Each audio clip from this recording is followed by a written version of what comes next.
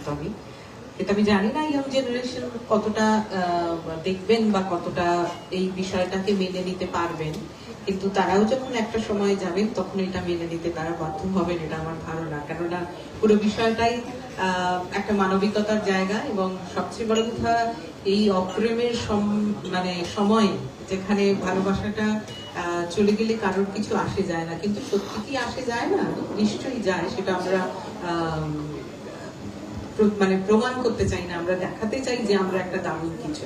তা যাই হোক, আমরা আবেগের মানুষ, বহুদিন ধরে এরকম আবেগের সিনেমার জন্য অপেক্ষা করছিলাম।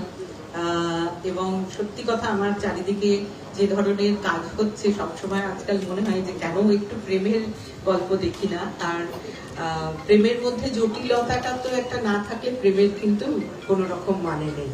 তা সেই জায়গাটার ইন্দ্রাশিস যেভাবে সিনেমা করে, ওর প্রত্যেকটা সিনেমার মধ্যে যেটা মেলানকলি সেটা ভীষণভাবে থাকে, কোথাও একটা খোঁজা থাকে, কোথাও একটা খনন থাকে। আর সেখানে যদি প্রেমের বিষয়ে খনন হয় তাহলে তো দারুণ কিছু হবে। দারুণ লাগলো ট্রেলারটা। ইন্দ্রনীল ঋতুকে তো ভালো লাগেই চিরকাল, এখানেও আমার ভীষণ সুন্দর লেগেছে। আর আমার মনে হয় এটা একটা দারুণ কিছু হবে। আর সত্যি কথা বলতে কি, বাংলা সিনেমা আমাদের বয়সে যদি শুধু দেখে তাহলেও সুপারহিট হবে। Young generation Absolutely. অনির্বাণের মুখে খুব ইম্পর্টেন্ট ডায়লগ আছে ফিল্মটাতে। They finally become a solo traveler, which is fabulous. অনির্বাণকে একটু বলতে অনুরোধ পরে আমি একটু পৌঁছে যাব জয় সরকারের কাছে। এই অপ্রেমের সময় যদি আপনার স্ত্রী লোপামুদ্রা মিত্র বললেন, আপনি যদি একটু প্রেম দেখান আমাদের। ধন্যবাদ। না, আমি প্রেমটা দেখাবো একদমই ইন্দ্রাশিসকে। সেই বিলু রাক্ষসের সময় থেকে আমাদের সম্পর্ক, বন্ধুত্ব এবং কাজ। আর এই প্রথম ইন্দ্রাশিসের একটা ছবি রিলিজ করছে যেখানে আমি মিউজিক করিনি, ফলে এটার একটা আলাদা গুরুত্ব আছে আমার কাছে।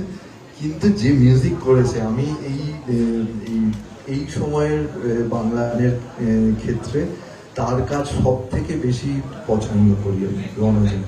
এটা আমি সবসময় বলি, রণজয়কে ব্যক্তিগতভাবে বলি, আজকে সামনে বললাম। রণজয় কিছু করলে আমি সেটা মন দিয়ে শুনি, কারণ ওর মধ্যে কোথাও একটা ওই শিকড়টা আছে, বাংলা গান বাজনার তো একটা শিকড় আছে, তা সেইটা এইভাবে একটা ধারা আছে, সেই ধারাটা ওর মধ্যে আছে। ও নিজেও খুব ভালো গান গায়, আর এই ছবিটাতে ইন্দ্রাশিস গান লিখে। ইন্দ্রাশিসের গান লেখার কথা বলতে কি মাইক্রোফোনটা বন্ধ হয়ে গেল। যাই হোক, ইন্দ্রাশিস এই ছবিতে গান লিখেছে, সেটা খুব সুন্দর লিখেছে। ও কিন্তু আমাকে পাঠিয়েছে গানগুলো রেকর্ড হওয়ার পরে। আমাদের সম্পর্কটা এতই সুন্দর, এবং ও আমাকে জিজ্ঞাসাবাদ করে সবকিছু জানায়। তাই